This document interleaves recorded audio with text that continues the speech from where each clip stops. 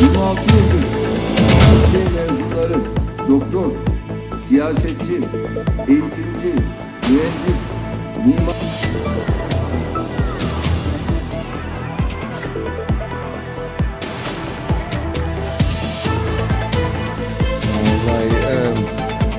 Nije, došli su već smo doktori i medicinska služba je pregledala sigurno te